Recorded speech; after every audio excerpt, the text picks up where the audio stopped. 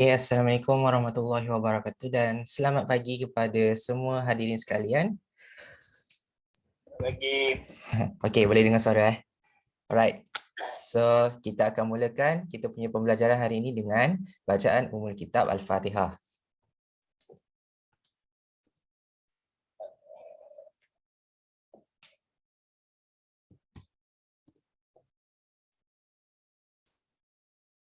A'udzubillahi minasyaitonirrajim. Bismillahirrahmanirrahim.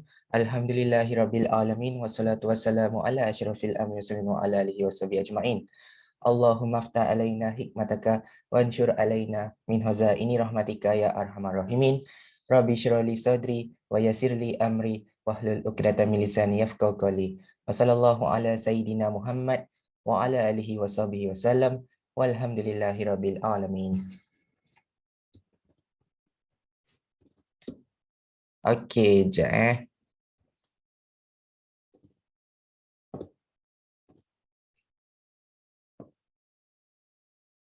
Alright. Okay, so sebelum kita mulakan pelajaran, saya nak explain berkenaan dengan penggunaan Google Classroom yang ada dalam grup WhatsApp dan kat sini kalau buka kat website pun ada lah. Okay. So dekat sini Google Classroom bila kita login, kita masuk, kita akan nampak ada bahagian stream.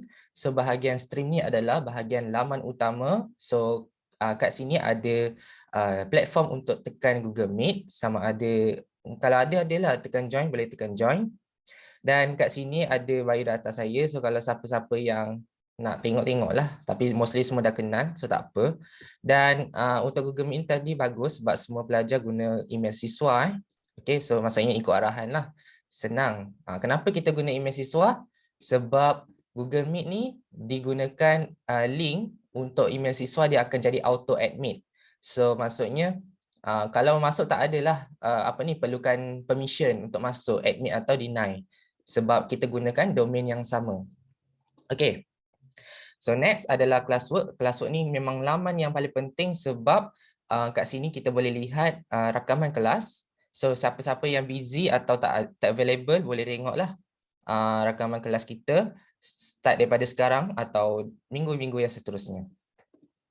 Okay, so kat sini juga ada nota dan kat sini akan diupload setiap minggu lah. So kena tengok, kadang-kadang ada benda baru kat sini.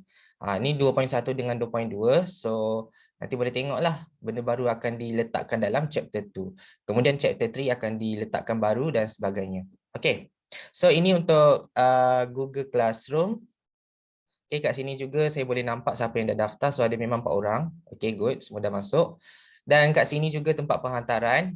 Biasanya dekat sini kalau buka kat laptop lah, ada kat menu ni, main menu ni kan ada 3 palang. So siapa-siapa yang nak hantar tugasan tu boleh try tekan lambang ni, main menu ni. Dan biasanya dekat pelajar punya front end tu akan ada perkataan to do tapi ni admin punya, admin akan jadi to review lah. Tapi kalau pelajar dia akan jadi to do, maksudnya untuk diselesaikan, untuk dibuat.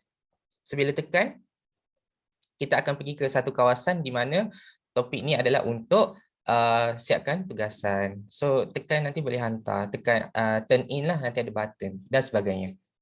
Okay, so kat sini kita boleh nampak siapa yang hantar, siapa yang belum lah, dan akan disemak setiap minggu.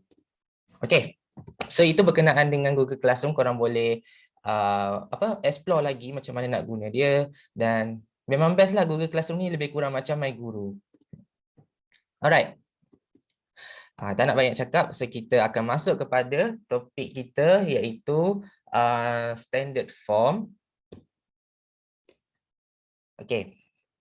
So, saya harap ada semua dah ada calculator, sama ada secara digital ataupun yang boleh pegang ataupun yang boleh pegang. So calculator yang boleh pegang tu lagi senang kot nak tekan berbanding daripada calculator digital macam sekarang ni. Tapi tak apa, asalkan ada calculator. Okay, kita lihat dulu example 1.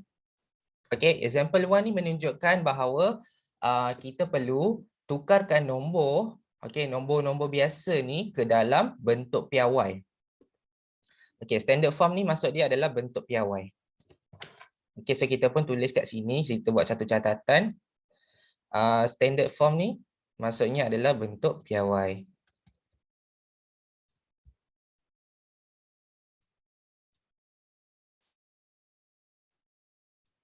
Okey, bentuk piawai ni contohnya kalau kita lihat dia adalah melibatkan eksponen.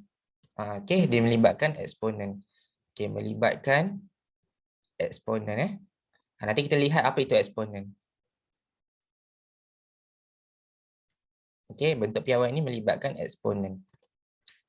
Okey, bentuk piawai ini sangat senang. Kenapa? Sebabnya kita dah belajar masa tingkatan 4. Okey, so kita lihat satu contoh. Okey, kita lihat di sini. State each of the following numbers in standard form. Okey, dan kita nak selesaikan untuk soalan A. Kita ada nombor 7,400. Okey, dan untuk kita tukarkan dalam bentuk piawai secara manual tanpa guna kalkulator, biasanya kita akan pindahkan perpuluhan, okey, point tu ke nombor angka bererti yang pertama. Macam mana tu? Apa itu angka bererti, apa itu nombor yang pertama, kan? Kita tak faham semua tu. Okey, so kita lihat apa itu angka bererti. Sebelum kita letakkan point tu lah, kita kena faham itu apa itu angka bererti. Angka bererti ni maksud dia angka yang selain daripada kosong. Okey? Selain daripada kosong. Nombor pertama, okey, nombor pertama selain daripada digit kosong. Nombor pertama selain digit kosong. Okey. Nombor pertama selain digit kosong. Contoh kat sini lah. Contoh kat sini, kita bagi dulu penjelasan berkenaan dengan angka bererti. Untuk soalan A, angka bererti yang pertama adalah nombor 7.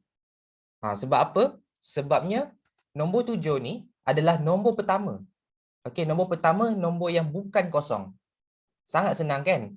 Kita boleh detect sebabnya dia tak ada point. Jadi kita faham nombor 7 tu adalah nombor pertama selain kosong. Kalau soalan B ni sama juga, angka bererti yang pertama adalah nombor 2. Okey, so kita nampak sangat jelas. Tapi bagaimana pula dengan soalan yang melibatkan perpuluhan? Contohnya macam nombor soalan C dengan D. Okey, sebab soalan C dengan D ni ada nombor kosong kat depan dan dia ada point dekat depan. Okey, jadi untuk kita kenal pasti angka bererti yang depan, angka bererti yang pertama adalah nombor selain kosong yang pertama. Okey, contohnya dekat soalan sini adalah nombor 3. Manakala soalan D adalah nombor 4. So kita kena cari nombor selain kosong sebenarnya. Itu kita kena kenal pasti apa itu angka bererti. Baru kita boleh tukarkan dalam bentuk piawai. Sebab kalau kita tukar dalam bentuk piawai dalam bentuk macam ni, dia akan jadi salah lah. Okey, so kena tukar, kena kenal pasti dulu siapa angka bererti setiap nombor. Okey, so sini dia punya angka bererti, kita gariskan dulu. Okey. Selain daripada kosong, maksudnya start dengan nombor 1. Start nombor 1 sampai 9. Satu digit sahaja, tak perlu fikir banyak, memang satu digit. Okey, sekarang untuk soalan A. Soalan A ni kita lihat nombor angka bererti dia adalah 7. Okey, angka bererti yang pertama lah. So kita faham bahawa sepatutnya kita letakkan point perpuluhan tu hampir dengan angka bererti yang pertama. Contohnya kat sini tak ada point, tak ada perpuluhan. Kan nampak kosong je, kan, macam cantik je nombor dia. So kita boleh declare bahawa point dia sebenarnya dekat hujung. Okey, 7,400.0.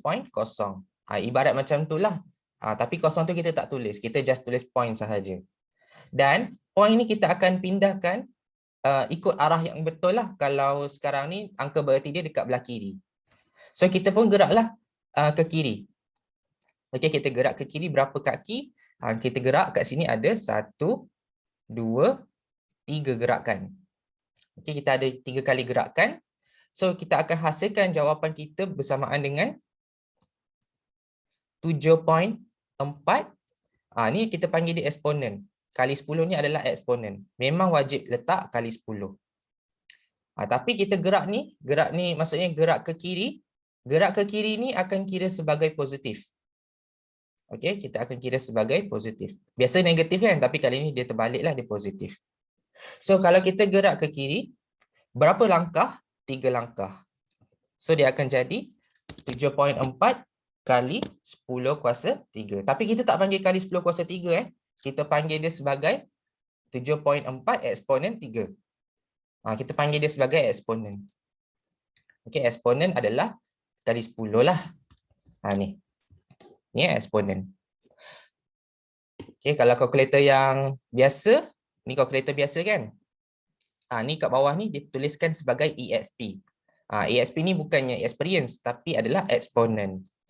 Dia kedudukan dia sama macam kalkulator yang baru. So kali 10x ni maksudnya eksponen lah, sama. Function dia adalah sama. So kalau kita check kalkulator, kita tekan jawapan kita contohnya 7.4 eksponen 3. Kan? Kita tekan 7.4 eksponen 3, kita nak check betul tak jawapan kita. Okay, so kita tekan sama dengan, kita dapat akhir yang sama.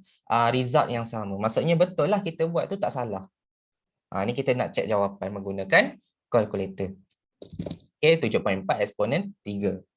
Ataupun kalau kalkulator baru ni, 7.4 EXP. Dia EXP ni dia keluar macam ni lah, cantik je. 3. Tekan je, tak perlu tekan kuasa. Terus dia tekan nombor. Directly tekan. Sesama je, dia keluar 7,400. Ini cara kita nak menggunakan manual.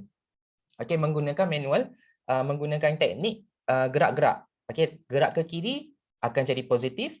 Kalau gerak ke kanan dia akan automatik jadi negatif lah. Ikut manual. Tapi kalau betul-betul macam malas, orang kan malas kan? Kita macam malas sikit nak buat kerja macam ni, kita tak suka conteng lah dan sebagainya, kita juga boleh menggunakan kaedah kalkulator. So kaedah kalkulator ni yang boleh salin rumus dia. Sekejap .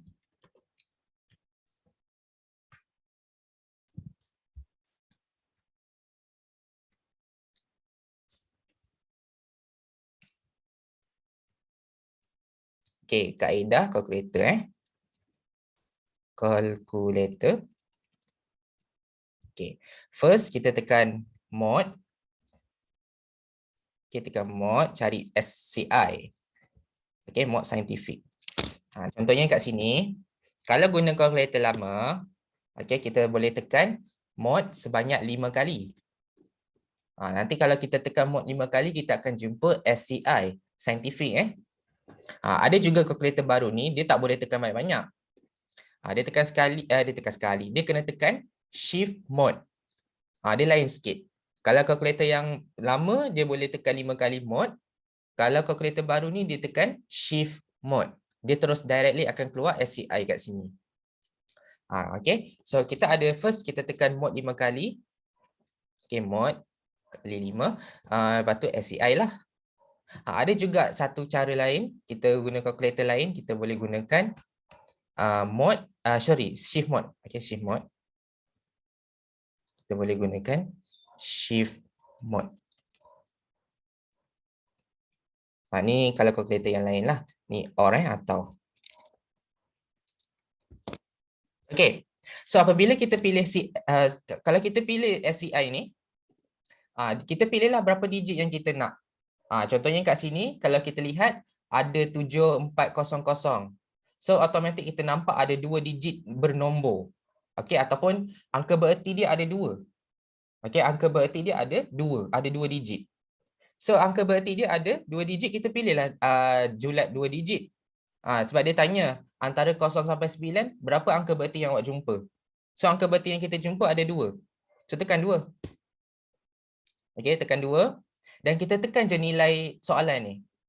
Okey, 7400 ni kita tekan. Okey, kita tekan 7400. Tekan je. Equal. So tengok dia bagi hasil jawapan yang betul. Nampak tak? Ini cara menggunakan kalkulator. Menggunakan mod SCI. Okey, ni. Mod SCI. Kalkulator dia ataupun shift mod SCI. Shift mod SCI. Okey, kalau shift mod SCI sama je. dia akan minta kita pilihlah julat antara berapa digit yang berapa angka bererti yang kita jumpa. So untuk soalan B, kalau kita lihat soalan B ni ada 4 angka bererti ada 4 angka bererti sebab 2, 3, 8, 1. So kita pilih 4 lah. Ni dia jadi macam ni. Tapi kalau awak perasan, setiap kali nombor angka bererti yang kita tekan tu mesti point dia dekat depan. Dia mesti berjumpa dengan angka bererti yang pertama. Sebab tu kita kena highlight siapa angka bererti yang pertama. Sebab tu kita selalu highlight. Okay, so B ni adalah, tekan je soalan tu, 23 81 810 000. Kita ikut je soalan tu dan kita tekan enter ataupun sama dengan. So keluarlah akhir jawapan yang betul. 2.381 EXP 7. Okay. So dia punya soalan ni 23810000 ni kita boleh tuliskan sebagai apa jawapan dia tadi? 2.381 EXP 7.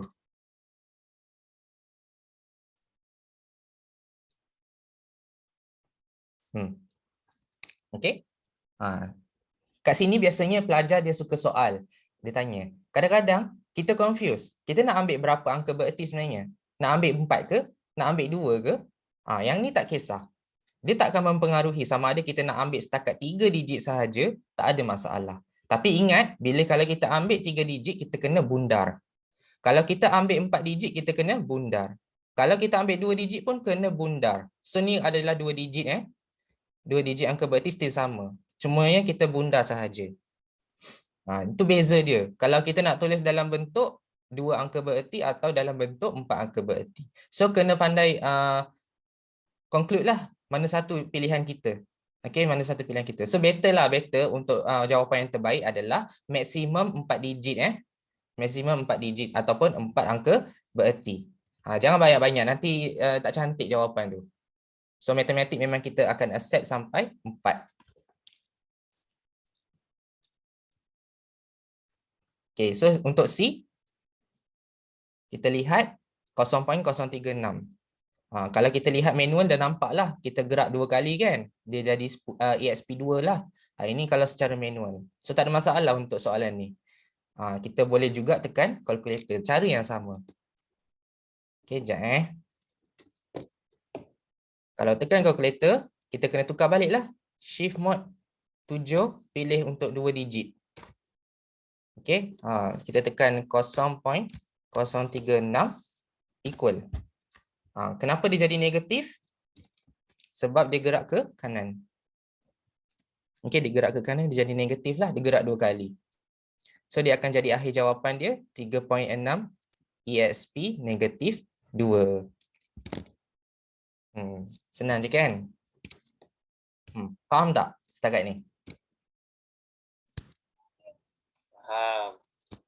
Faham okay.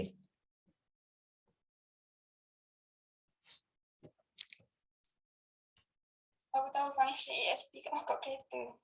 Dia kalau boleh, kalau kita faham ada cara manual dan kalau kita faham cara menggunakan calculator lagi bagus. Sebab kadang-kadang bila kita buat cara manual ni kita rasa yakin, tapi kadang-kadang kita tak tahu jawapan dia betul atau tak. So kita kena tahu juga cara menggunakan calculator supaya kita dapat cek jawapan. Kalau tak cek jawapan takut nanti salah pula kan. Okay, kita siapkan sikit. Kita siapkan yang lain.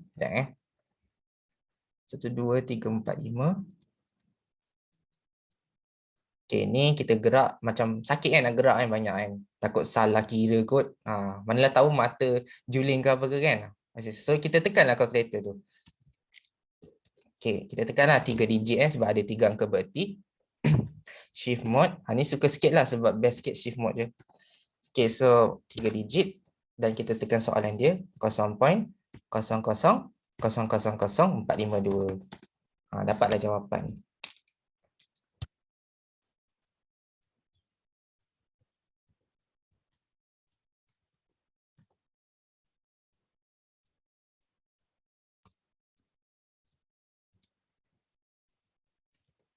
Okay, E pun sama dan F pun sama. Cumanya biasanya soalan F ni kita confuse sebab dia betul-betul point dia dekat depan. Berbanding dengan soalan lain point dia jauh. Dia kena pindah. Tapi apa jadi kalau soalan yang bentuk macam F ni? So nanti kita tengok kita tengok E dulu.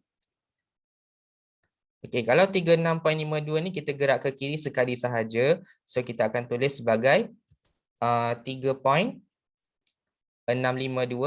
EXP1. EXP1 kena tulis 1 lah, jangan tak tulis. Dan akhir sekali F. F ni adalah 1.947. Tiada EXP. Okey, ataupun awak boleh tulis 1.947 EXP kosong. Okey, ataupun tak payah tulis EXP pun tak apa. Maksudnya kita punya jawapan cukup macam ni sahaja.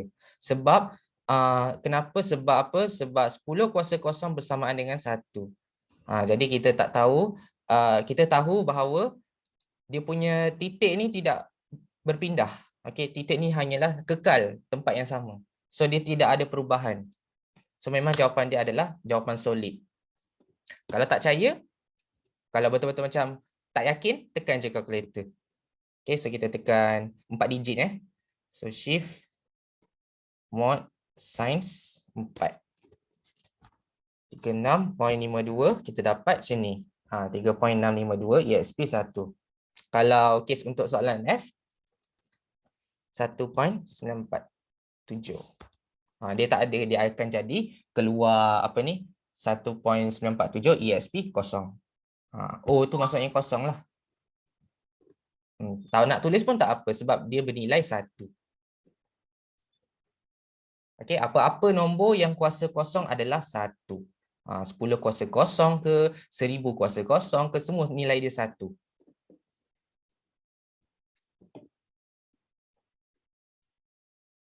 Okey.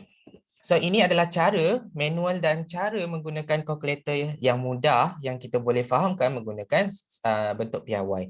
Biasanya bentuk piawai ni adalah basic kefahaman untuk kita kenal pasti macam mana bentuk piawai setiap nombor tu. Tapi apa jadi kalau kita kena melakukan operasi tambah, tolak, darab atau bahagi untuk bentuk piawai. So nanti kita akan lihat. Okey, yang mana tak sempat salin tu boleh rujuk baliklah kat sini dia ada solution kat nota ni, boleh rujuk. Okey, kita tengok example 2.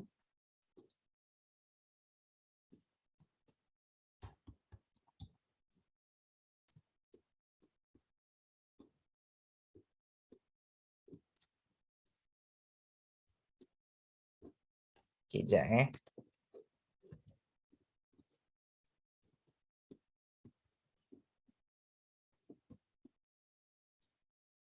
Okey. So, kita lihat example tu. Example tu juga kita boleh menggunakan kaedah kalkulator untuk terus dapat jawapan tanpa membuat jalan kerja. Kita boleh terus congak. Okey, nanti saya ajar macam mana nak congak jawapan dia. Firstly kita kena tahu dulu apa jawapan dia. Nanti kita buat jalan kerja Okey. Yang ni kita tak perlu tekan mode SCI. Yang ni kita terus je tekan mode biasa. Kita refresh balik mode kita. Sekejap refresh macam mana? Shift mode. Normal 1. Dia jadi normal lah. Kalau kalkulator biasa macam mana nak refresh? Kalau kalkulator biasa ni tekan shift mode all. Reset all. Okay. Reset dulu kalkulator masing-masing. Yang ni tak perlu tekan mode SCI lah. Yang ni biasa directly jawapan. So kalau macam buka kalkulator ni, kita dah faham dah bahawa darab 10 ni adalah, bacaan dia adalah EXP. EXP. So bila kita tekan kalkulator, nak kira jawapan tu, kita tekan je nombor dia, 3.1. Dan kita tekan EXP 5. Nampak tak? 3.1 EXP 5 tambah 4 EXP 4. Ikut soalan tu. Okey, 3.1 EXP 5 tambah 4 EXP 4. So final answer kita dapat jawapan 350,000.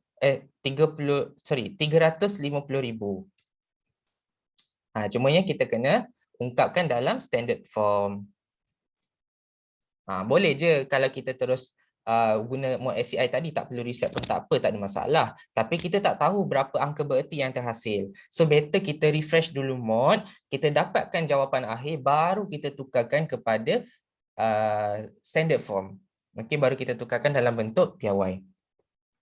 So untuk akhir jawapan dia akan jadi 3.5 ESP berapa? Kiralah. ESP 5. So dia akan dapat 3.5 ESP 5. Ni akhir jawapan dia. So macam mana jalan kerja dia? Okey, macam mana jalan kerja untuk soalan ni? So kita lihat. 3.1 kali 10 ESP 5 tambah 4 ESP 4. Okey. Ini kena faham macam mana kita nak melakukan pengiraan apabila melibatkan bentuk piawai. Okey, antara dua bentuk piawai, ni bentuk piawai 1, ni bentuk piawai 2. Okey, bentuk 1, bentuk 2. Antara dua berikut, yang manakah yang mempunyai ESP yang paling besar? 1. ESP yang 1 ni adalah lebih besar sebabnya nombor dia adalah nombor 5. Okey, ingat nombor 5 ni besar. Kadang-kadang nombor negatif tu buatkan kita keliru lah kan. Okey. So nombor 5 ni besar, kita pilih dia untuk kekal. Okey, kita pilih dia untuk kekal. 3.1 kali ESP 5. Kekal je, biarkan, jangan ubah. Manakala yang rendah tu, yang rendah ni adalah 4 ESP 4 ni, kita kena jadikan ESP 4 ni sebagai ni, ESP 5. So macam mana nak jadikan kuasa 4 ni menjadi 5? So 4 kena tambah 1 lah kan, betul tak? Sebab 4 tambah 1 adalah 5. Ataupun boleh je kita buat 5 tolak 4 dapat 1. Macam tu boleh, tak ada masalah. So maksudnya kita nak hasilkan untuk yang rendah ni supaya dia jadi sama, supaya dia jadi 10 ESP 5. Nak jadikan sama je. Tujuan kita nak jadikan eksponen dia sama. Okey, so 4 ni kita kena wujudkan satu lagi eksponen. Daripada nombor 4 ni kita kena wujudkan lagi satu eksponen 1. Okey, kita wujudkan apa? Eksponen 1. So kita akan tambah dengan ni kita guna warna lain lah. Kalau nak wujudkan eksponen positif 1, okey, positif positif. So kita kena gerak ke mana? Gerak ke kiri ke gerak ke kanan?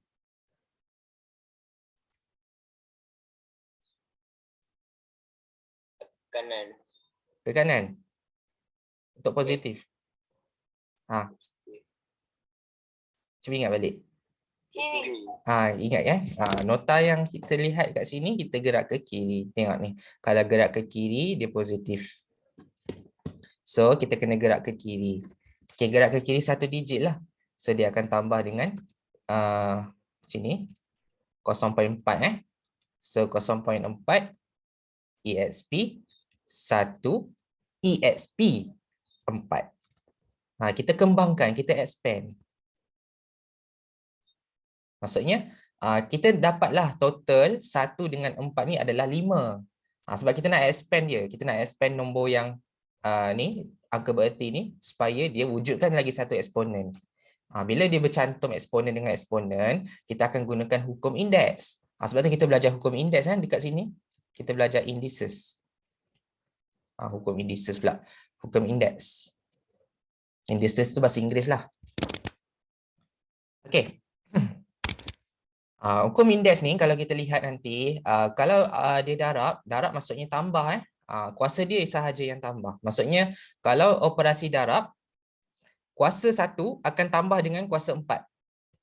So dia akan jadi kuasa 5 lah. Okay, dia akan jadi 3.1 ESP 5 tambah 0.4. Okay, 0.4 ESP 5. Dia jadi macam ni lah. Maksudnya eksponen dia dah sama. Okey, eksponen dia dah sama. Ini cara kalau kita nak buat jalan kerja. Tapi kalau pelajar dah tahu, kalau kita nak tambahkan 1, kita tambah gerak je lah. Gerak je lah terus. Tak perlu nak expand macam ni. Boleh, tak ada masalah. Maksudnya directly terus buat macam ni. tak ada masalah. Siapa yang boleh congak lah. Tapi siapa yang tak boleh kena expand macam ni supaya awak nampak macam mana dia terhasil. Sebab ni tak wajib. Not compulsory jalan kerja tak wajib. Yang ini mungkin wajib kot, awak kena buat lah, menunjukkan bahawa awak dah expand dia jadi 0.4. Okay, sebab awak gerak ke kiri dia akan tambah 1 lah. Macam tu. Okay. So apa lagi okay. So kita faktorkan. Kita faktorkan EXP5 ni ke belakang. Kita faktorkan yang sama iaitu EXP5 ni duduk belakang. So nombor yang tinggal adalah 3.1 tambah 0.4. Okey, ini adalah nombor yang tinggal 3.1 tambah 0.4. Yang mana kita faktorkan tu EXP5 duduk belakang. Kita memang biasanya ikutlah kedudukan dekat mana kan. Kalau kita faktorkan, benda yang kita faktor tu adalah dekat belakang, so dekat belakang lah duduk dia. Okey. So kita akan dapat akhir jawapan dia 3.5 EXP5. Okey, sama. Jawapan dia sama. Cuma jalan kerja dia agak confusing sikit. So apa yang nak kena buat adalah samakan. Okey, samakan eksponen. Okey, apa yang nak kena buat kat sini? Samakan eksponen.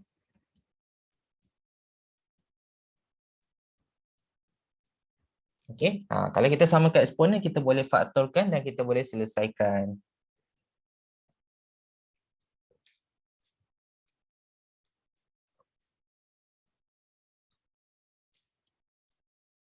So ingat bila kita dapat jawapan, kalau objektif tak apa, kita boleh terus tekan kalkulator macam tadi. Tapi apa jadi kalau subjektif?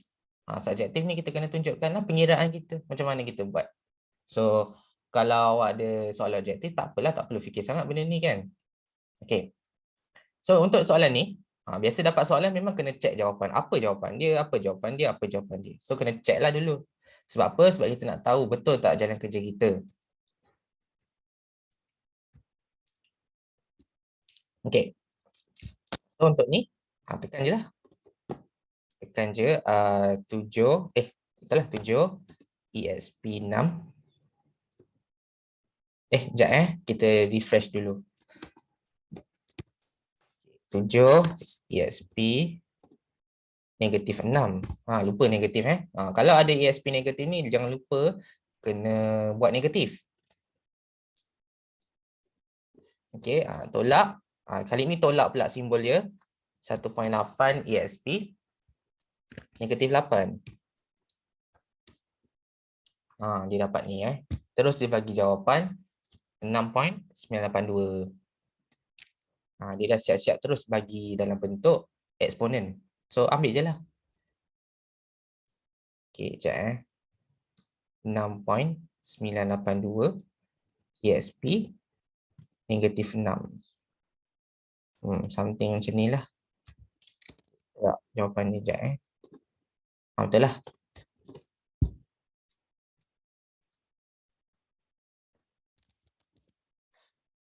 Okay, ni soalan B. 7 kali EXP negatif 6.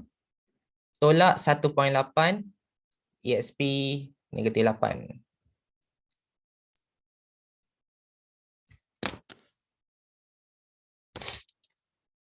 Okay. So, kalau kita lihat di sini,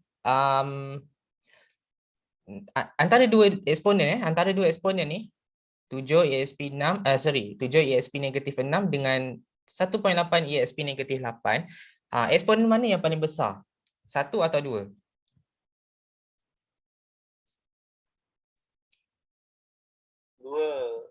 1. 1 jangan tertipu dengan simbol negatif ni. Hati-hati. Sebab tu kan akhir jawapan dia akan ambil eksponen yang paling besar. Okay, so kita kekalkan. First kita kekalkan dulu eksponen dia macam ni. Okay, dan yang ini kita nak samakan dia. Biasanya kalau pelajar dia boleh congak tahu. Dia cakap, oh kalau saya nak jadikan dia 6, Maksudnya saya kena tambahlah, tambah dengan 2 supaya dia dapat negatif 6. Jadi bila kita nak tambah 2, kita akan gerakkan ke kiri. Sebab kalau kita gerak ke kiri, dia akan jadi positif. Kalau kita gerakkan ke kanan, dia akan jadi negatif. So, boleh juga buat macam ni. Bagaimana kita nak hasilkan negatif 6? So, kita kena tambah 2. Okay, kena tambah 2. So, kita geraklah 2 kali ke kiri. Okay, so dia akan jadi, sekejap 1.8 ni, 1, 2. Okay, so dia akan jadi 0.018. 0. Guna warna lain lah. 0.018. Okay, boleh terus dia tulis ESP negatif 6. Ini kalau nak congak, boleh terus. Lagi cantik, lagi cepat dan mungkin tak adalah complicated sangat macam yang ni. Ini macam complicated sikit kan? So, kita kena declare dulu macam mana kita nak hasilkan eksponen yang sama.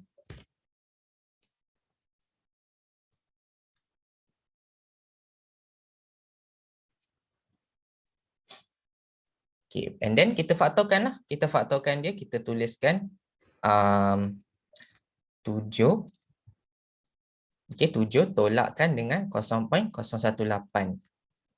Sebab kita guna simbol tolak.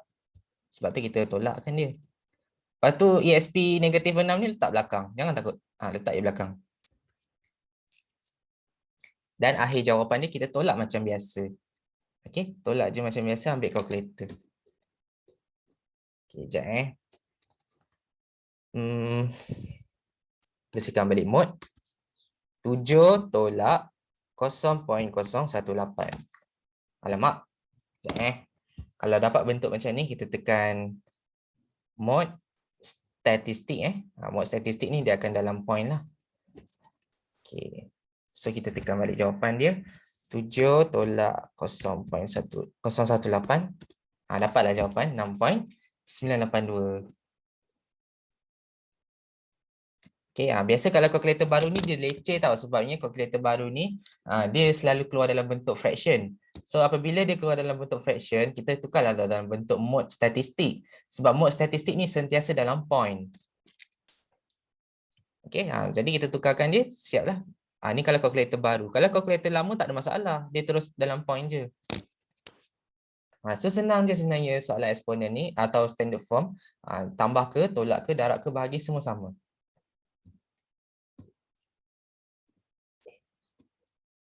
Okay, faham tak setakat ni? Okay, faham Okay, lihat dalam seminit dulu. Nanti kita sambung untuk soalan C dan D.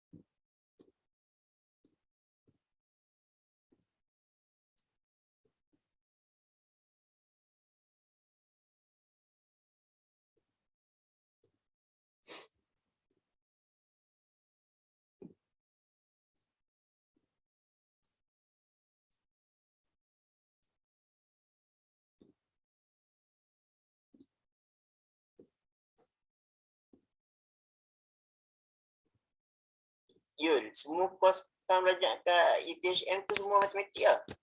Yang mana? Dekat UTHM tu kan, kau belajar semua matematik kan? Oh, tak. Aku belajar ada 3 subjek mat dengan yang lain semua subjek universiti, koko dan sebagainya. Oh, Cumanya, salah subjek. Kau semua mat lah. kos aku banyak mat lah. Dan mostly from matrikulasi punya buku lah, matrikulasi dan STPM. Dan aku tak ada basic langsung. Tu yang sains tu, Sains? ada belajar macam ni lah. Oh, tak sangat. Sains tak sangat. Dia orang, kos aku more kepada mat. Ya, Uh-uh. dah belajar tubuh manusia apa. Alright, so kita sambung lagi. Soalan C, kita lihat macam mana operasi darab ni dilakukan. Okay, so kita tengok soalan dia 2.4 ESP3. Dan kita ada darabkan dengan 9 ESP7. So, apabila kita terus tengok ada operasi macam ni, automatically kita akan satukan dia dalam satu kumpulan. Contoh, nombor 2.4 dengan nombor 9 ni kita sekalikan.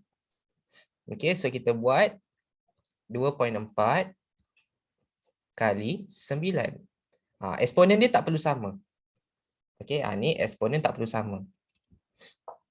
Eksponen tak perlu sama. Yang ni senang. Ni lagi senang daripada tambah tolak tadi.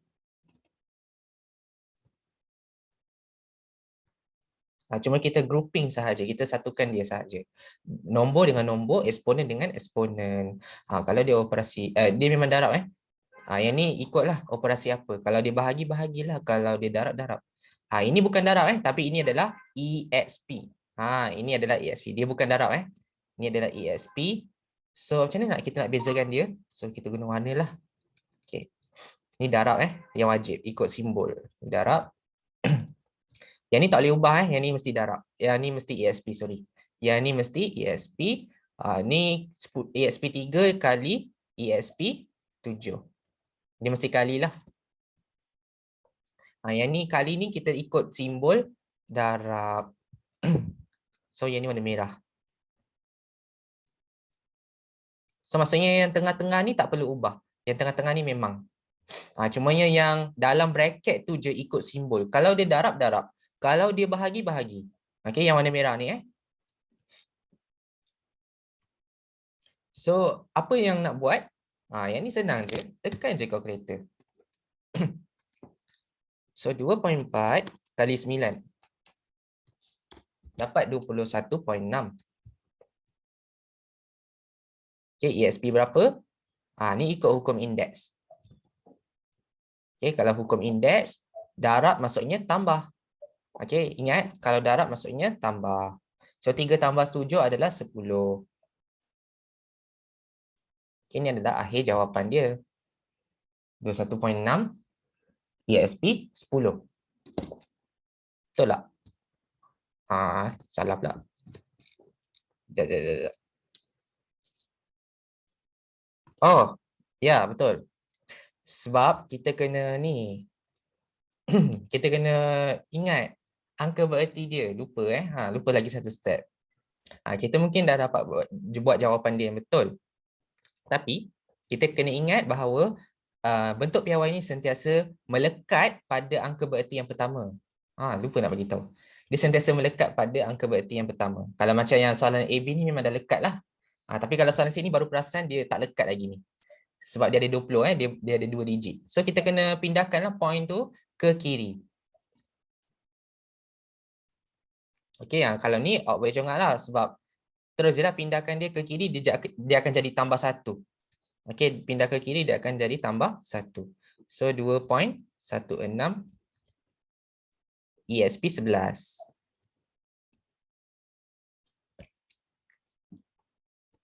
Okay, ataupun tekan je kalkulator, jangan malu-malu. Kalau rasa confused tak apa. 21.6 ESP 10. Nanti dia terus bagi jawapan. Nampak tak? Boleh buat macam tu.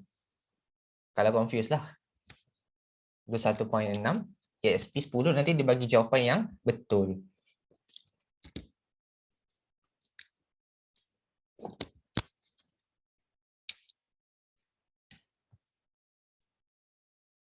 Okey, manakala untuk soalan D, kita lihat kat sini 4.8 ESP 12 per maksudnya bahagi 6 ESP negatif 5.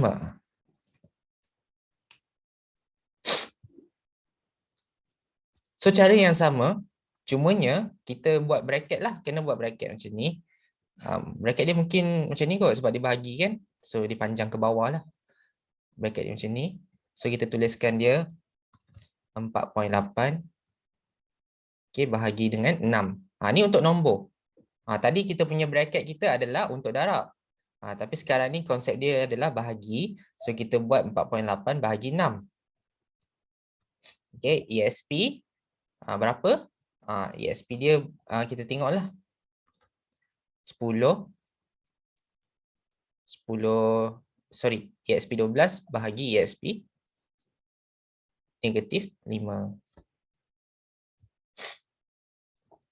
Okay. Sekejap nak ambil dia punya formula sekejap. Ni kot, ni. Formula indeks. Kita tengok dulu kat sini. Kalau darab, kalau kita tengok kat sini.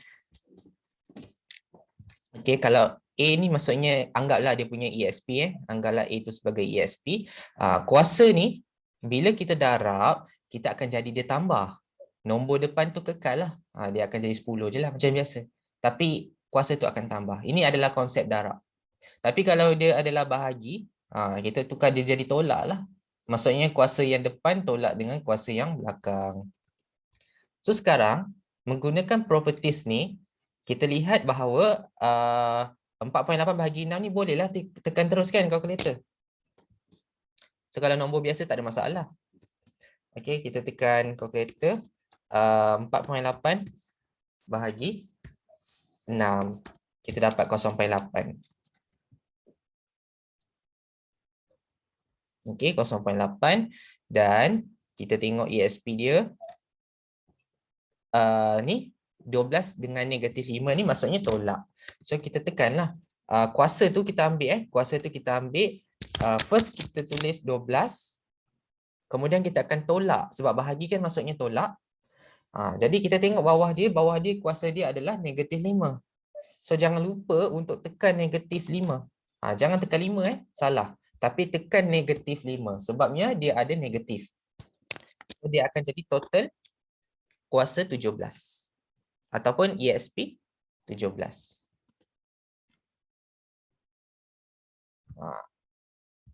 Okey, 0.8 ESP 17. Dan sekarang, adakah ini merupakan jawapan akhir?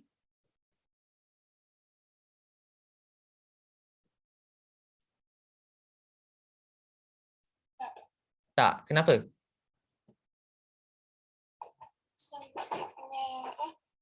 Kosong tak boleh di depan.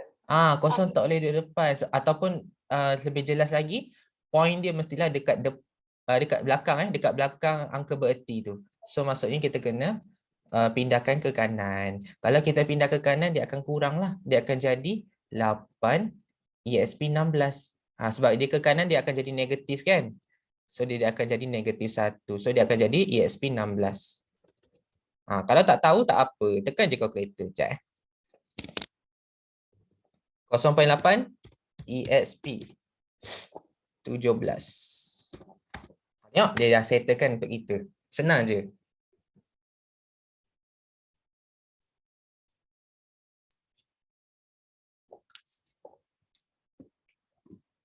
Okay, so ini adalah berkaitan dengan standard form. 50 minit kita buat untuk standard form. So nanti ada lagi 50 minit kot untuk kita buat hukum indeks.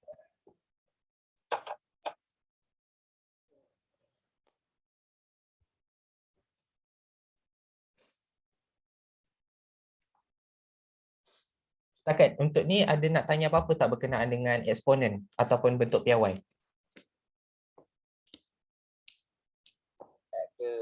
Tak ada Okey.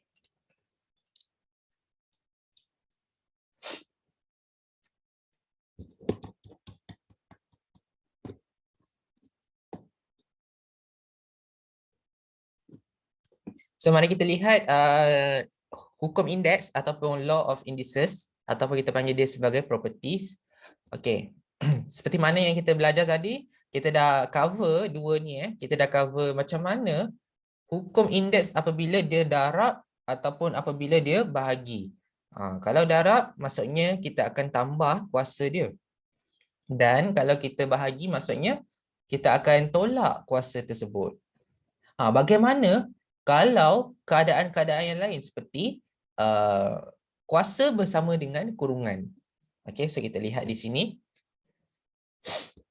Bila A kuasa M, dia dalam kurungan, kemudian ada lagi kuasa dekat sebelah. So maksudnya kuasa dengan kuasa akan jadi darab. Dia beza dengan darab tadi. Kalau kuasa darab kuasa, dia akan jadi tambah. Tapi kalau kuasa dengan kuasa, dia adalah darab. Sebab dia tak ada operasi darab pun kat sini. Dia adalah bracket kat sini. Dia adalah operasi bracket. So, memang rapatkan sahaja. A, M, N. Okay, contoh kat sini kita bagi satu contoh, example. 2 kuasa 3. Okay, dikuasakan dengan 2. Maksudnya kita akan tuliskan dia sebagai 2 kuasa 5. 2 kuasa 6. Silap. Dia bukan 2 kuasa 5 tau. Dia kuasa 6. Kenapa? Sebab kita lihat kat sini 2 kuasa 3. Okey, kita akan darabkan dengan 2 kuasa 3. Sebab apa? Sebab dia ada 2 kali. Itu maksud dia. Sebab dia ada 2 kewujudan kat situ. Dia ada 2 kali. Jadi bila kita expand dia, kita nampak bahawa dia akan jadi 2 kuasa 3 tambah 3. So dia akan jadi 2 kuasa 6 lah. Itu sebabnya kat sini dia tak sama dengan kuasa 5. Okay, so 2 kuasa 3 kuasa 2 tak sama dengan 2 kuasa 5. So kena ingat tu.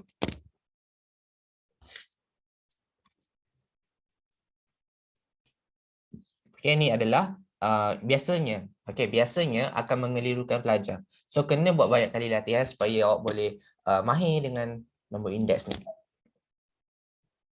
Kita lihat properties yang seterusnya. Okay, properties yang seterusnya AB kuasa N. Yang ni kembangkan je lah. Yang ni senang. Maksudnya, kalau kita ada 2 pemalar dekat dalam, kita bagi satu example. 5, ni yang pertama, power punya properties. So, kita lihat yang kedua. Kalau kita ada 5X, dia AB lah ibaratnya sebagai AB. A untuk nombor, B sebagai huruf. Okay, ni contoh. 5X. Kalau kita letak kuasa 3 kat sini, maksudnya kat sini adalah 5 tu dia akan kuasa 3. Dia akan darab lah. Dia akan jadi macam ni. Dia akan kembangkan. Okay, dia akan kembangkan 5 dengan X. So satu-satu yang ada dalam kurungan tu dia akan buat macam ni. Kalau boleh selesaikan, habiskan sampai dia boleh tamat. Contohnya 5 kuasa 3 tu boleh habiskan. Okay, 5 kuasa 3 ni adalah 125. Kan? Ya, tengok balik. 5 kuasa 3. 125. So, habiskan je. Macam ni lah. So, maksudnya hukum power ni kena faham beza dengan hukum multiplication.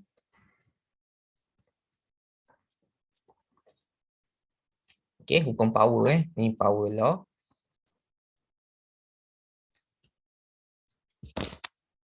Okay, kita lihat lagi satu. Yang ni senang lah sebabnya sama je macam tadi apabila dia ada pecahan. Contohnya macam 1/, sorry, kita ambil nombor senang lah. 2/3 2/3. Okay, contoh 2/3 ni kita kuasakan dengan 2. Okay, kita kuasakan dengan 2. So maksudnya masing-masing ni akan kuasa 2 lah. atas bawah. Numerator dengan denominator. So kita akan jadikan dia 4/9.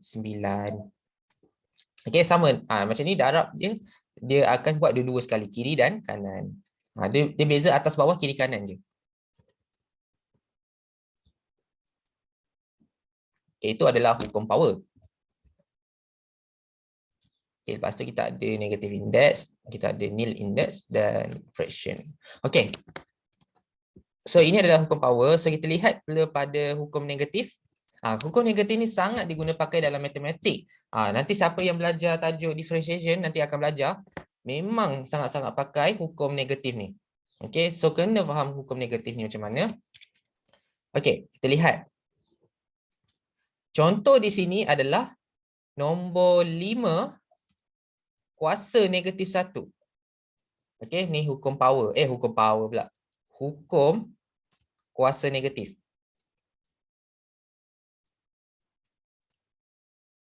Hukum kuasa negatif. So, kita lihat 5 negatif 1 macam ni. 5 power of negatif 1. So, negatif ni merujuk kepada fraction sebenarnya. Okey, ataupun kita merujuk kepada songsang. Okey, kita songsangkan 5 tu, dia akan jadi 1/5.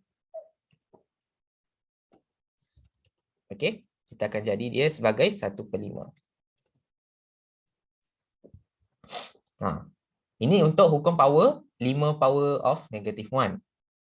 Kalau kita nampak ada 5 power of negative 2, 5 power of negative 2 ni, maksud dia adalah sama, kita songsangkan dia seperti 5 kuasa 2, tapi kita terbalikkan dia, 1/5 kuasa 2. Bukan seperti ni. Bukannya 2/5, salah. Maksud dia kat sini, dia punya power dia sama je macam asal. Dia sama je macam 5 kuasa 2. Tapi dia dalam bentuk songsang. Okay, dia dalam bentuk songsang. Dia dekat bawah je. Beza dia dekat bawah dengan atas sahaja. Itu maksud dia. Okay, ini adalah hukum kuasa negatif. So ingat, jangan tertipu kalau negatif 2 ni maksudnya bukannya 2/5. Tapi adalah kuasa, cumanya kuasa tu duduk dekat bawah. Okay, macam ni. Dan dia adalah positif. Sebab tu, kalau kita buat satu kita buat satu perkara 3x. Okey, 3x. Contohnya 3x kuasa negatif 3. Ni contoh 3x kuasa negatif 3. Ni contoh mudah. So, biasanya yang kuasa songsang ni adalah x sebenarnya. Okey, yang songsang ni adalah x. Bukan 3. 3 tu kekal. Okey, 3 tu kekal. Yang songsang adalah x. So, bila kita kekalkan nombor 3, kita akan dapat 3/x kuasa 3. Nampak tak?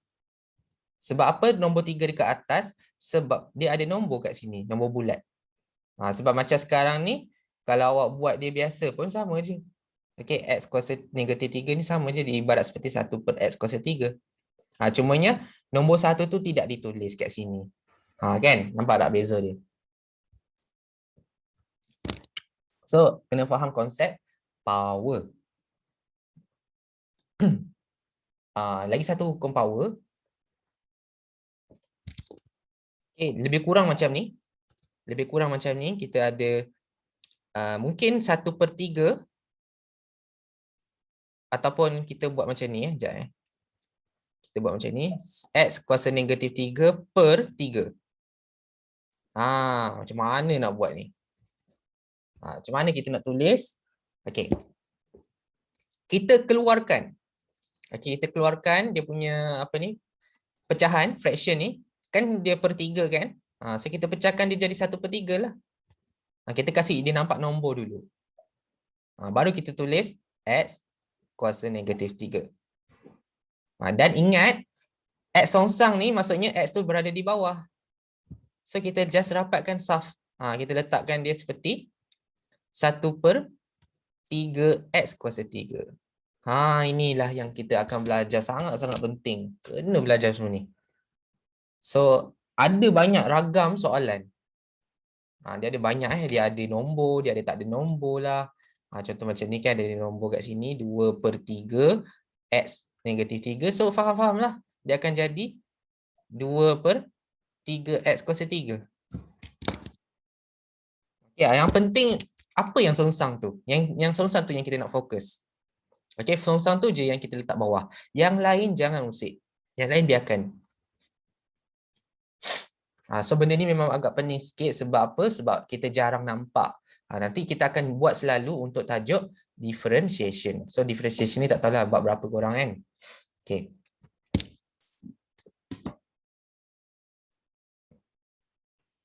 So ini adalah hukum kuasa negatif. Okay.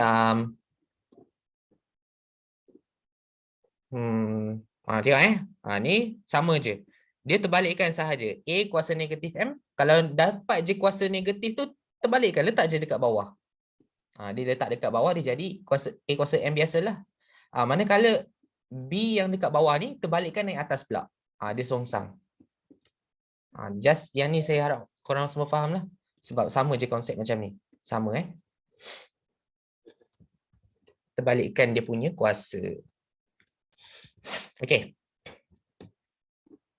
Ni nilai indeks ni kita dah cover tadi. Apa-apa kuasa kosong akan dapat 1 bukan kosong. Tapi dapat 1. Kita dah belajar masa di diploma dulu. Kita belajar nombor binary kan. Kita ada belajar 2 kuasa kosong, 2 kuasa 1 dan sebagainya. So biasa kalau kita perasan 2 kuasa kosong ni sentiasa mula dengan nombor 1. Sebab tu apa-apa kuasa kosong akan sentiasa dapat 1. Tak kisahlah huruf ke huruf ke, variable ke, apa-apa ke, kalau dia kuasa kosong, dia adalah bernilai 1. Okey, kalau X kuasa kosong bernilainya 1. Log, okey, log, log nantilah, kita tak nak belajar log dulu kita belajar indeks dulu. So apa-apa yang kuasa kosong akan dapat 1.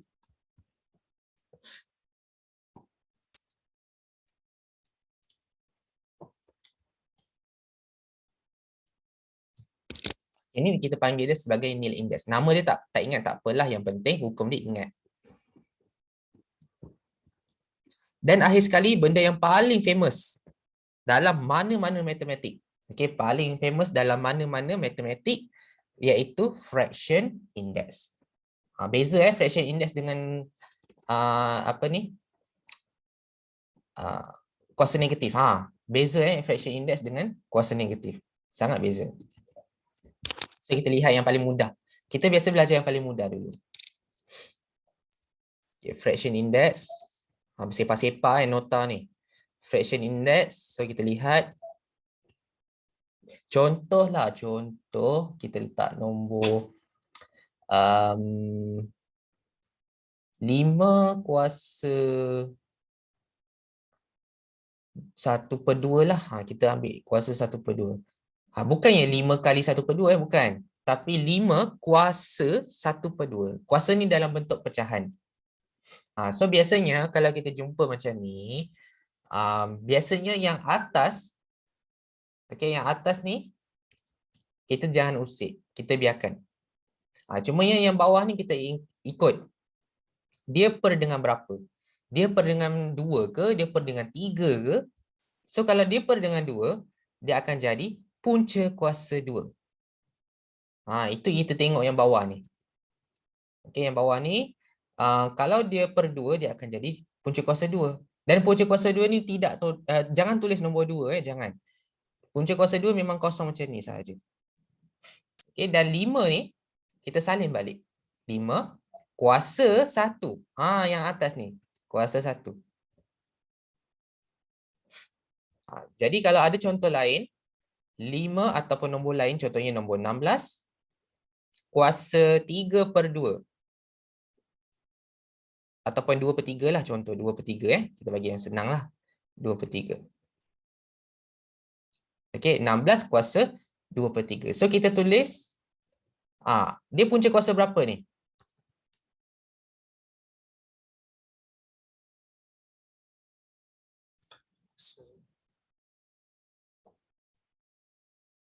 Dia tengok bawah ke atas?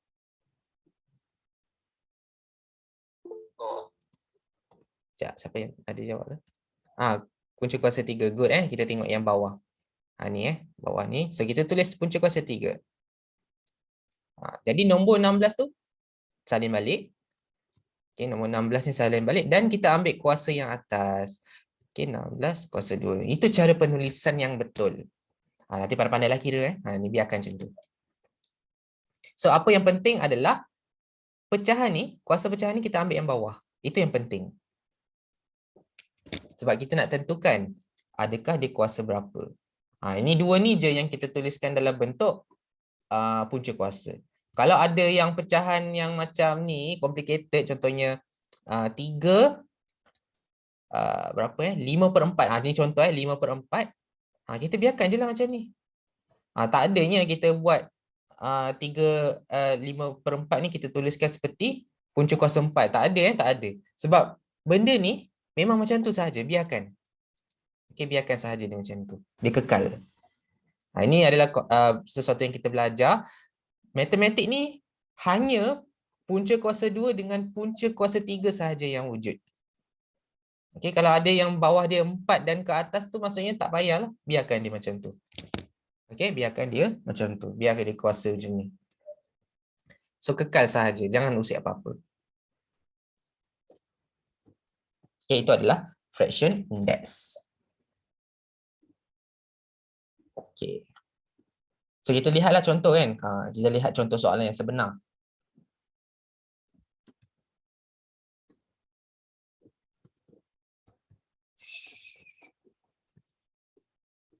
Tengok apa sakit mata kat sini.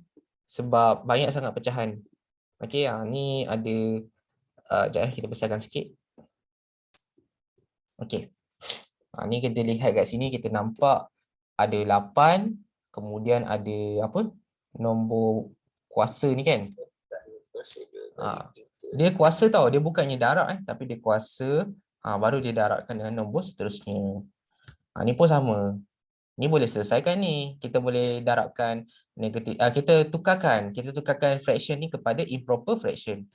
Maksudnya pecahan wajar ni kita tukarkan jadi pecahan tak wajar. So kita buat satu-satu. Firstly, kita tengok kat sini nombor dia. Okey, nombor dia kat sini.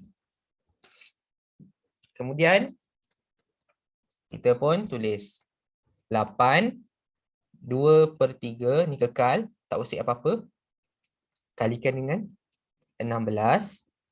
Ni kita buatlah pecahan tak wajar ni kita tukarkan jadi pecahan wajar ni kita tukarkan jadi pecahan tak wajar. So cara nak tekan dia senang je. Negatif 1 per kemudian 1/4. Ni adalah pecahan wajar. So tekan je lah, nanti dia keluar negatif 5/4. So ingat kalau pecahan wajar kita tekan dia macam ni negatif 1/1/4. So kita akan dapat negatif 5/4. Okey, bahagi 32 2/5. Macam ni lah.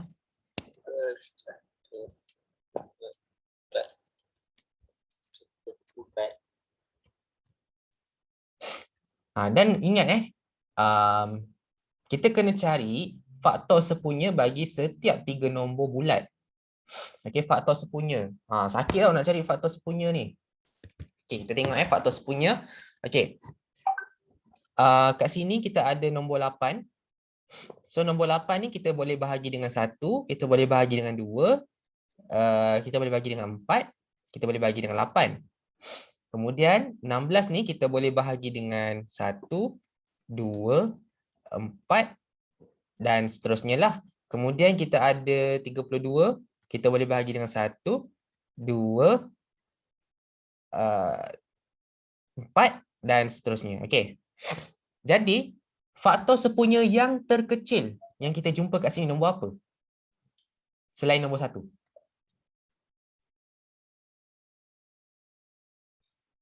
Faktor sepunya terkecil. Antara 3 nombor ni, yang mana nombor yang sama yang paling kecil? Itu namanya faktor sepunya terkecil. Nombor 2. Sepunya maksudnya semua yang sama. Sepunya adalah semua ni yang mempunyai faktor yang sama. Yang terkecil lah 2. So kita pun kita gunakan FSTK, faktor sepunya terkecil. Jadi kita gunakan asas 2. Okey. Untuk tu, macam mana kita nak fahamkan ni saya padamlah. Seperti comot sangat. Macam mana kita nak fahamkan bahawa macam mana dia dapat nombor 8? So nombor 8 ni adalah 2 kuasa 3, iaitu 2 kali 2 kali 2 kan? So 2 kuasa 3 lah. Okey, 2 kuasa 3 dia akan darabkan dengan kuasa 2/3. Dia kena darab lah sebabnya kuasa kan, mestilah darab.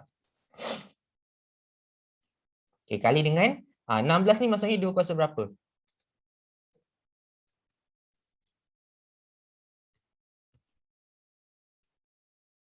16 ni 2 kuasa berapa? 8. Kan 2 kuasa. Tekan je kalkulator. Okay, tekan. Nak check senang je. Tekan 1 tak dapat. So tekan kuasa 2. Tak dapat. So try satu-satu lah. Try satu-satu dan sampai dapat. Macam tu lah. Tu nak kalau nak tahulah. So 2 kuasa 4. Ingat ya, kuasa 4 ni dia akan darabkan dengan yang atas. Sebab yang atas duduk dengan yang atas yang sama-sama kan. So dia kena darab lah. Okey, dan akhir sekali bahagi 2 kuasa 5. Ni kalau kita try 2 kuasa 5, kita dapat 32. So 2/5. Okey, darabkan, potong je lah. Okey, potong kat sini. 3 dengan 3 boleh potong, boleh cancel. Okey, 5 dengan 5 boleh potong. Sebab darab kan. So kita akan dapat 2 kuasa 2 kali 2 kuasa negatif 5 bahagi 2 kuasa 2. Okey. Gunakan hukum indeks. Kalau darab maksudnya apa? Kuasa ni akan buat apa? Tambah. Bagus.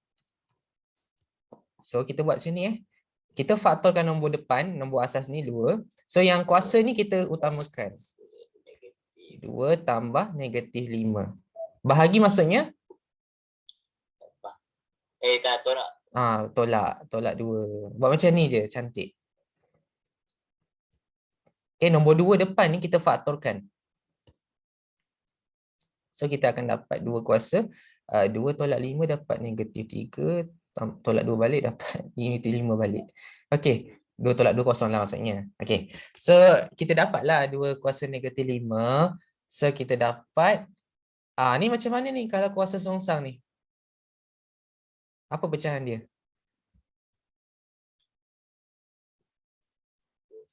1/5. 1/5.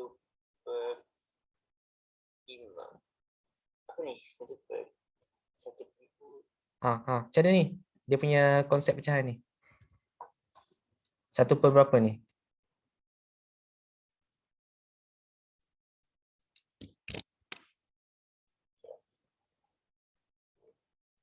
Kalau kuasa songsang, macam mana?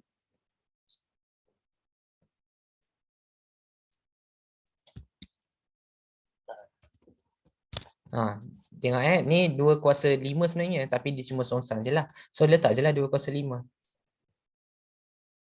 Okay, ni 2 kuasa 5. So dia ada negatif ni, jangan tertipu Maksudnya dia just letak bawah je. Beza dia letak bawah atau atas. Jadi kembangkanlah 2 kuasa 5 ni jadi 32. Itu dia punya jawapan. So kena buat pelan-pelan lah. Benda ni kena buat pelan-pelan. Macam mana kita nak nak huraikan ataupun nak cari nilai tersebut. So ada banyak cara. Okey, ada banyak cara yang kita boleh guna. Nak pusing-pusing boleh. Tapi ikutlah yang mana yang boleh ingat dalam kepala. Kalau rasa tengok macam ni, kita nampak kan dia nombor dia macam faktor sepunya 2 je. So terus dia ubah jadi 2. Kalau tak nak pun tak apa. Tapi nanti kalau kita darab, kita bahagi, dia akan jadi lain lah. Sebab tu kena samakan Nombor indeks ni kalau tak sama, Okey, macam sekarang ni tak sama. Dia tak boleh kaitkan antara kuasa dengan kuasa. Tak boleh syarat dia, ingat syarat dia asas mesti sama. Okey. Syarat utama asas mesti sama.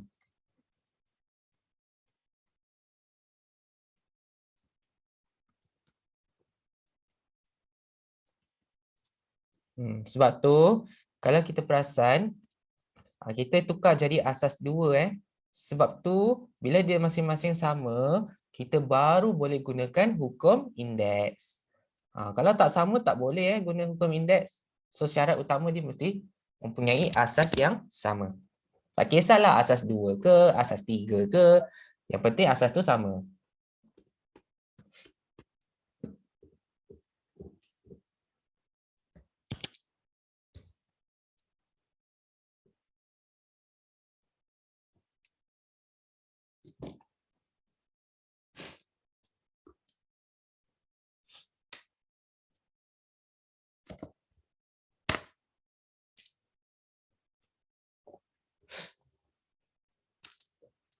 Okey.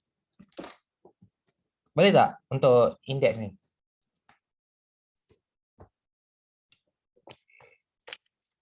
Boleh rehat dulu seminit.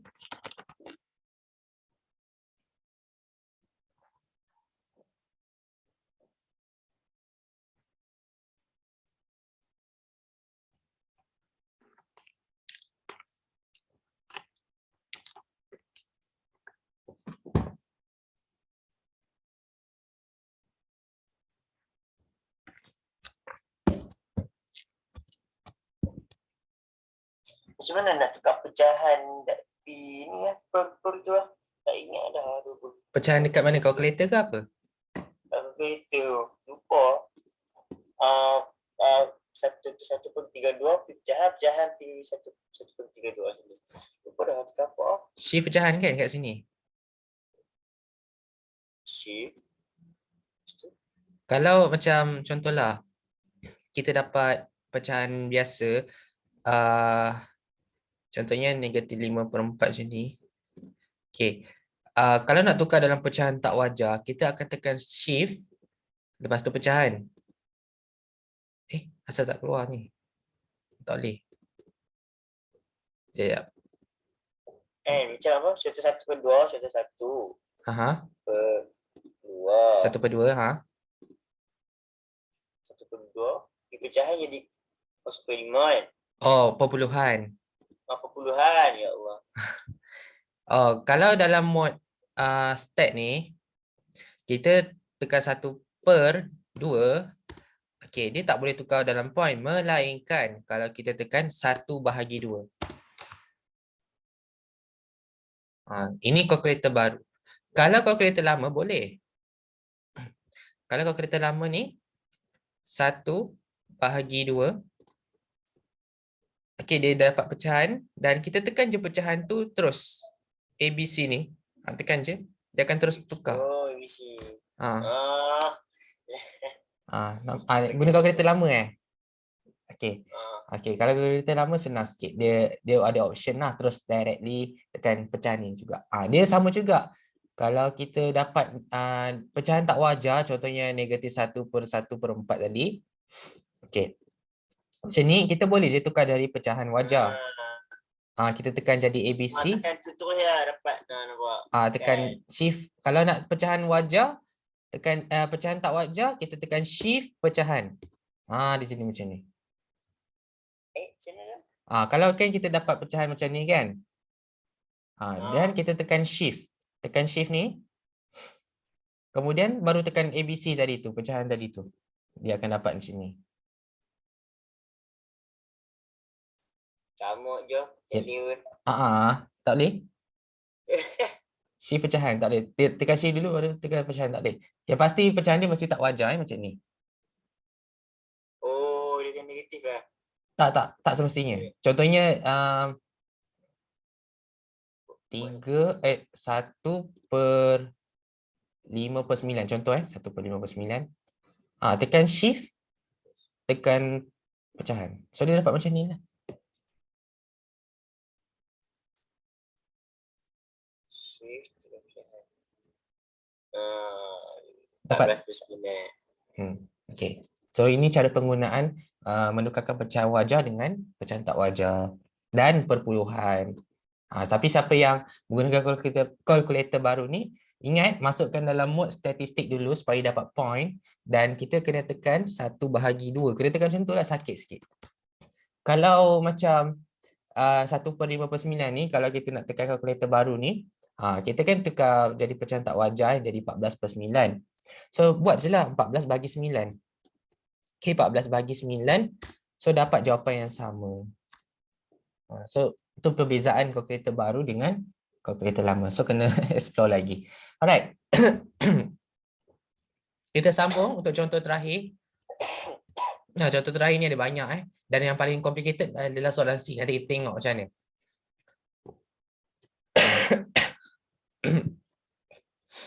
Okay, example 4.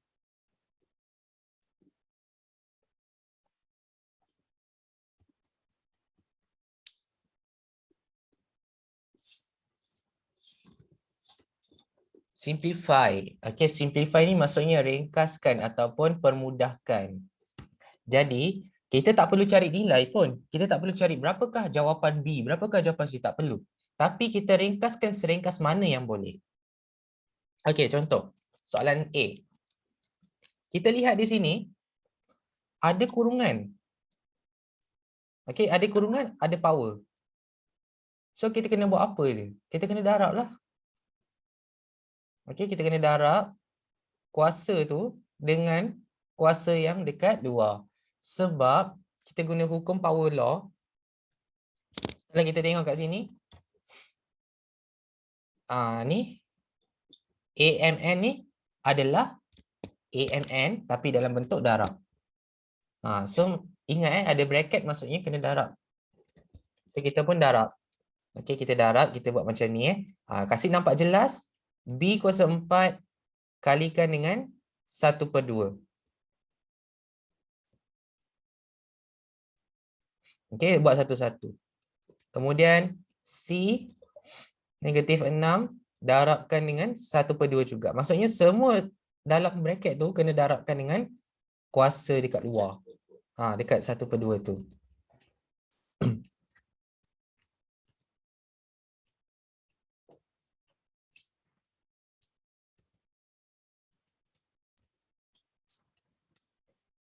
Okay, so ni B kuasa 4 kali dengan setengah, dia akan dapat B kuasa 2 lah. Sebab setengah kan, bahagi 2 je lah. C, 6/2 dapat negatif 3. D, 2/2 dapat 1. So macam ni. Adakah jawapan dia lengkap macam ni? Belum, tak boleh lagi. Sebab ada power negatif, kita masih boleh gunakan lagi hukum law. Hukum law pula, hukum indeks. Iaitu indeks negatif.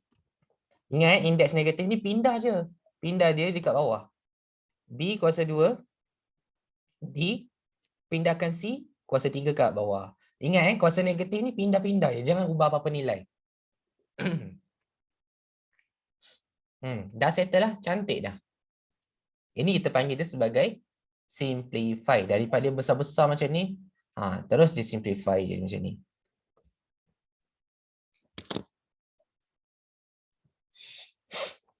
Okay, kita lihat lagi.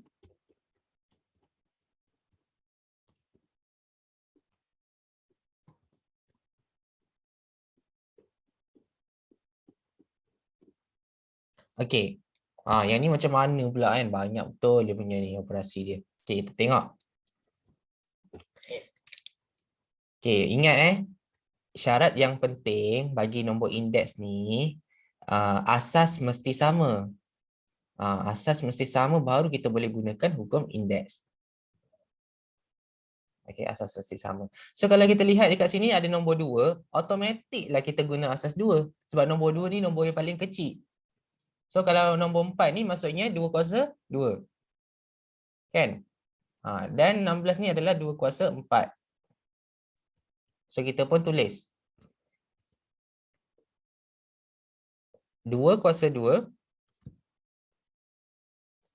Okey, N tambah 1 tu maksudnya kita buatlah darab sebabnya dia dekat atas. Dia kena letakkan darab macam ni, kena letak kurungan. Okey, kemudian darabkan, kalikan dengan 2n, 2 n ni kekal, tak ubah apa-apa. Bahagi dengan 204. Okey, 204 sebab 204 kan 16. Okey, darabkan dengan 3/4n. Ingat ya, n jangan lupa.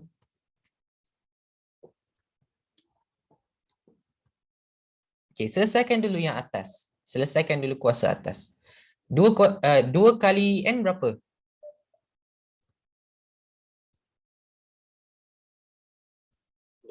Okey, 2n. 2 kali 1 dapat 2. Kembangkan je lah. Okey, kembangkan. Ni kekal. Okey, ni potong. Okey, boleh potong kat sini. 2/4 boleh potong. So, dia dapat 2/3n lah. Ingat ya, n jangan lupa. Okey, ni boleh potong. So, tinggal n. Gunakan apa ni, asas yang sama boleh kita gunakan multiplication law ataupun division law. So, kalau darab maksudnya tambah, kalau bahagi maksudnya tolak. So, kita buat faktor macam ni, 2. So, kita settlekan yang atas. 2n tambah 2 tambah n tolak 3n. Sebab apa? 2n tambah 2 ni asal dia kat sini. Kemudian, kita darab maksudnya tambah n. Dan kita bahagi maksudnya kita tolak dengan 3n. Jadi kita usik yang atas sahaja. So kita dapat, kita kira sama-sama. 2 tambah n dapat 3n. 3n tolak 3n habis. So 2/2. Sebab 2 tambah 1 sama dengan 3. 3 tolak 3 dapat 0. Huruf n boleh habislah. Dan tinggal kuasa 2 sahaja. So dapat 4. Betul ke jawapan dia? Betul lah. Nampak tak? Kalau kita buat satu-satu, kita buat slow-slow, kita boleh dapat jawapan. Sebab tu, pastikan asas dia mesti sama. Kalau tak sama, tak boleh.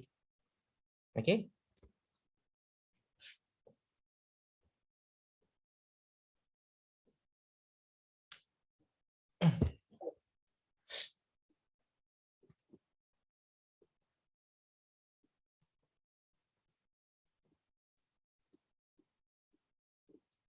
Okey, kita lihat lagi satu soalan yang nampak macam complicated sekarang. Oops. Okey, kita lihat kat sini. Macam mana ni? Ada banyak sangat nombor ni. Ada nombor 3, ada nombor 15, ada nombor 5, ada nombor 75. Ni. Ini case. Okey, ni case. Case ada 2 asas. Case ada lebih daripada 2 asas. Okey, ada 2 atau lebih asas lah. Maksudnya 2 atau lebih asas. Contoh kat sini, kalau kita lihat, nombor terkecil kat sini adalah nombor 3. Dan nombor terkecil kat sini adalah nombor 5. Masing-masing ni merupakan nombor asas. Jadi agak-agak, cuba kita agak-agak. Macam mana 15 ni boleh terhasil? Berapa darab berapa?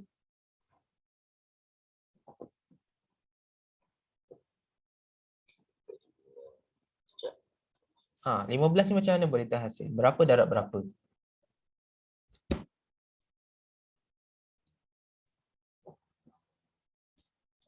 Okey, 15 ni adalah 3 kali 5. Betul tak? Betul. So kita pun kena kembangkan. Maksudnya, setiap nombor-nombor ni, nombor 75, nombor 15 yang besar-besar ni, kita kena fikir macam mana dia boleh dapat. So, apa yang kita kena buat adalah, kita kena lihat bahawa kita buatlah satu-satu.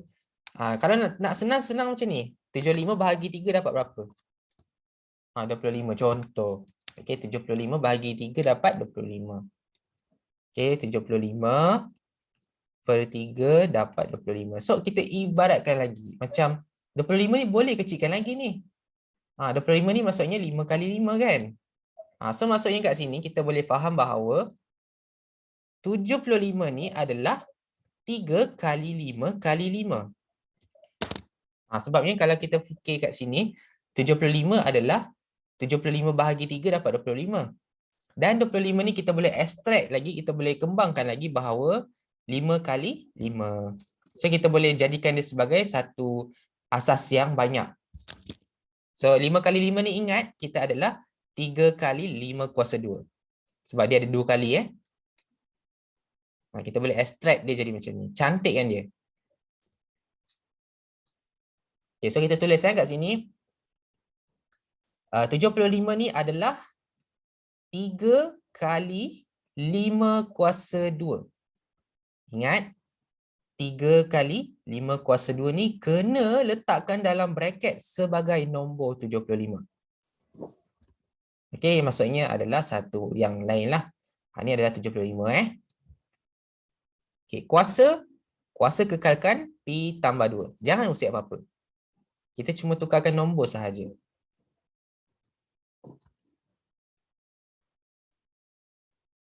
Okey. 3 kuasa 3 tolak P kekal. 15 ni ingat, 15 ni adalah 3 kali 5. Kita kekalkan, kita ubah dia, kita extract dia jadi macam ni. Dan kuasa 2P tambah 1 tu kekalkan. Okey, 2P tambah 1 ni kekal. Akhir sekali 5 kuasa 2. Dia jadi panjang lah. Tapi tak apa, kita just extract saja supaya asas dia sama. Ada asas 3, okey, ada asas 5. So maksudnya kita boleh terus je jawab. Okay, next. Darablah 3 kuasa P tambah 2. Kita buatlah kat sini. Kita tulis 3 kuasa P tambah 2. Okey, kemudian kita darabkan dengan 5. 5 kuasa 2. Darabkan dengan P tambah 2. Ingat kenapa dia kena darab? Sebab kuasa 2 dengan luar kuasa. Okey, kuasa 2 dengan luar kuasa. Dia kena darab.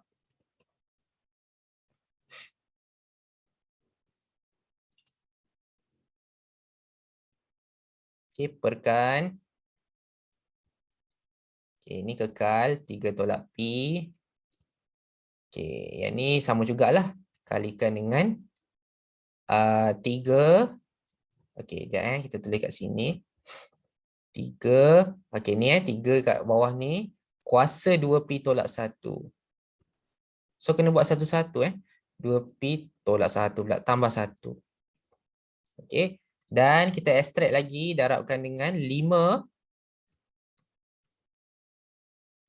Okey, 5. 2P tambah 1.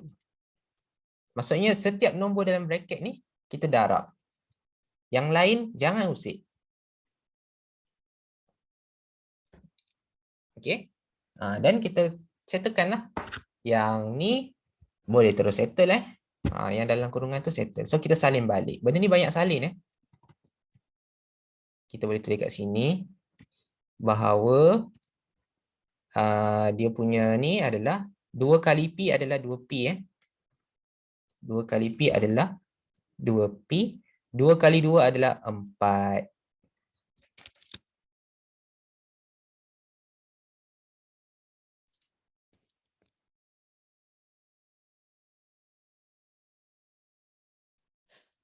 Okey.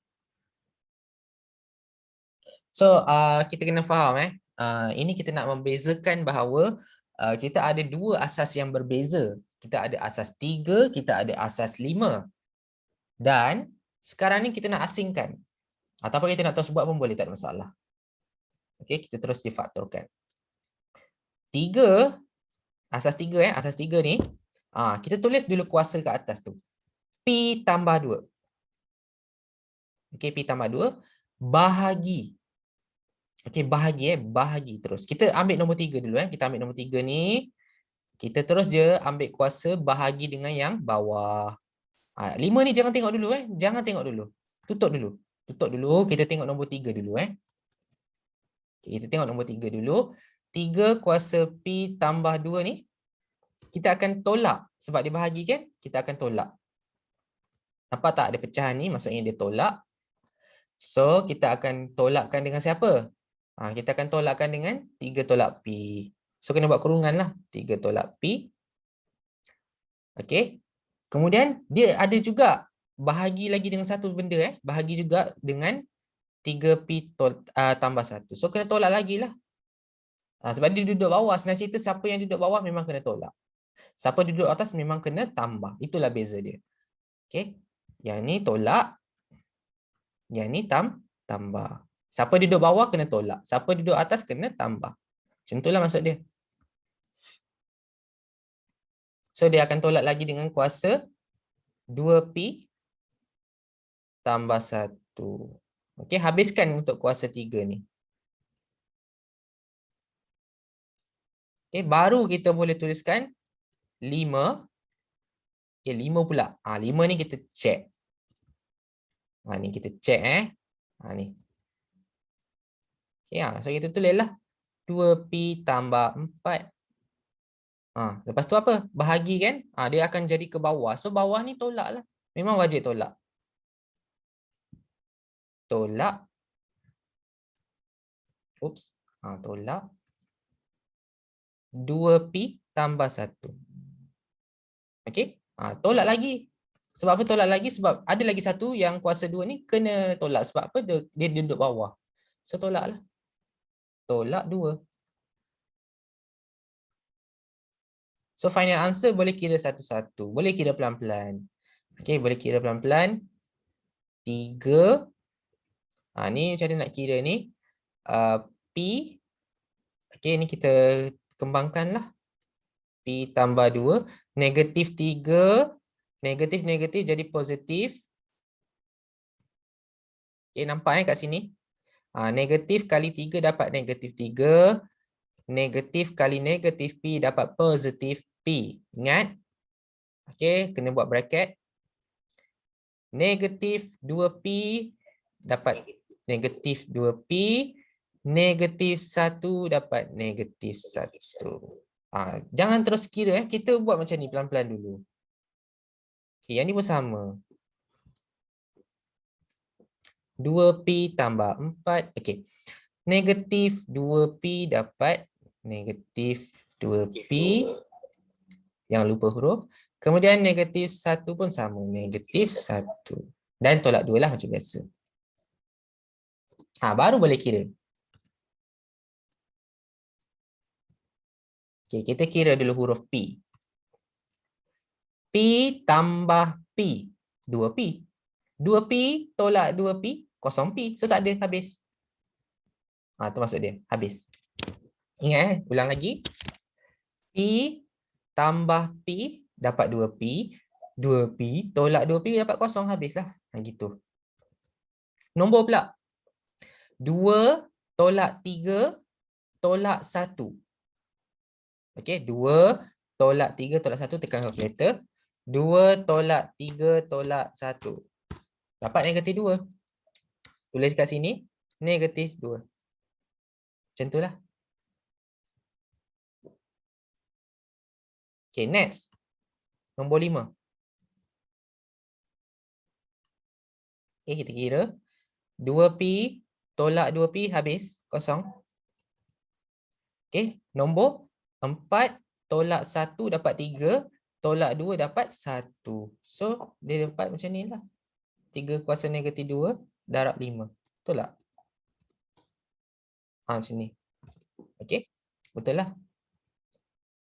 So, ingat 3 kuasa negatif 2 ni maksudnya 3 kuasa 2. Tapi 3 kuasa 2 ni letak dekat bawah. Dia terbalik sahaja.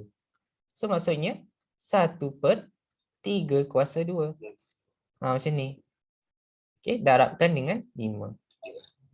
Kita selesaikan 5/9. Okay, 3 kuasa 2, 9 Jangan lupa, 3 kuasa 2, 9. Settle lah. Kalau dapat huruf, kalau dapat nombor itu je beza dia. Ini cuma panjang sikit jalan kerja dia. Sebab tu tajuk ni tolong buat pelan-pelan. Jangan buat laju-laju. Kalau buat laju-laju memang cuai. So kena buat pelan-pelan. Slow-slow Okay, itu saja untuk topik 1.1 dan 1.2 untuk standard form dan hukum indeks. Tak nak banyak-banyak Nanti nak belajar log pula minggu depan. So setakat ni faham tak? Faham. Dia nak buat tu satu je, memang kena rujuk formula. Formula tu tak payah hafal lah, memang ada je dalam exam. So kena rujuk formula hukum dia. Macam mana nak buat law ni.